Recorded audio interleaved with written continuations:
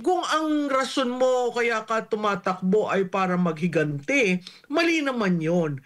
Pero nakikita natin itong huling 3 taon, parang gano'n ang nangyayari. Yes. Bakit mo gagahasain ang kaban ng bayan? Opo. Prof, naalala po ba ninyo yung may panayam si Pangulong Bongbong Marcos Jr. Sa isang Australian journalist, 'di ba nag-viral po 'yon? Tungkol po Oo. tapos may binanggit po ang Pangulong Bongbong Marcos Jr. doon na they took everything from us. Hindi ko lang gusto ko sanang ma-play yun pero hindi kasi sa atin ang video. Pero yung sentence na yon, sinabi they took everything from us. Sabi yan ng Pangulo.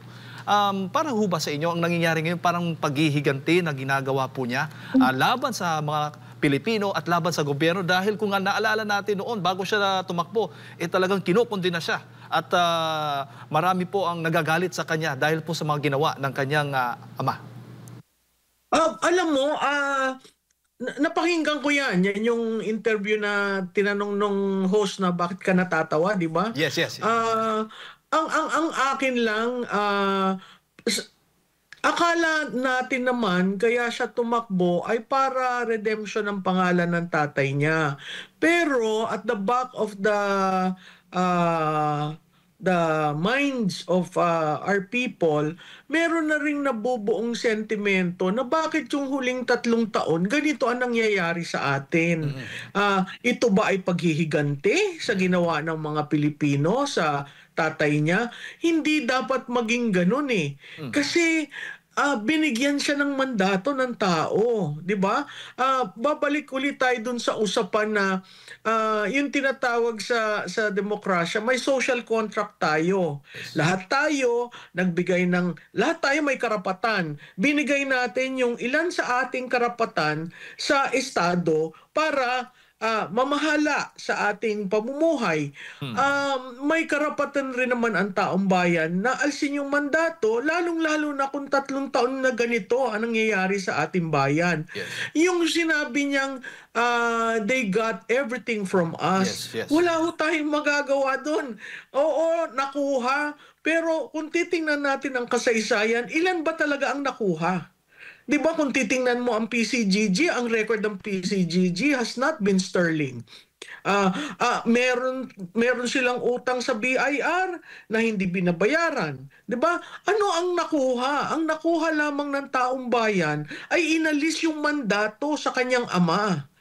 Yun eh. Yun yung EDSA 1. It's the story of the people reclaiming their right over the mandate that they have given to the leader.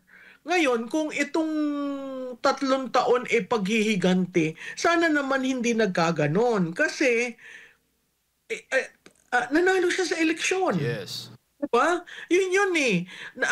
Kung hindi nasabi ng maayos ng taong bayan na ikaw ay aming what do you call this? We have forgiven you. Hindi pa ba enough yung nanalo ka ng 31 million? Hindi ba dapat ilagay niya sa isip niya, napakalaking mandato yun. Okay? Para sa isang tao na 36 years ago ay inalis ng tao, ng mamamayang Pilipino at napunta sa kung saang lugar. Hindi natin kagustuhan na madala siya sa Hawaii. Exactly. Hindi natin yon. May nag-intervene eh. 'Di ba? So, kung ang rason mo kaya ka tumatakbo ay para maghiganti, mali naman 'yon. Pero nakikita natin itong huling 3 taon, parang gano'n ang nangyayari. Bakit mo gagahasain ang kaban ng bayan? 'Di ba? Bakit hindi mo yung realidad na ilagay mo diyan ang 20 billion? Di ba napakalaki yun? O kukuha ako ng 25 billion nakita. Saan mo yan gagamitin? Hindi ba dapat ang panunungkulan ay para sa Pilipino? Hindi para sa bulsa? Po. Yun ang nakakatindig balahibo eh. Kasi parang nawala siya. I mean, Mr. Marcos is a man of history. He knows, he loves history.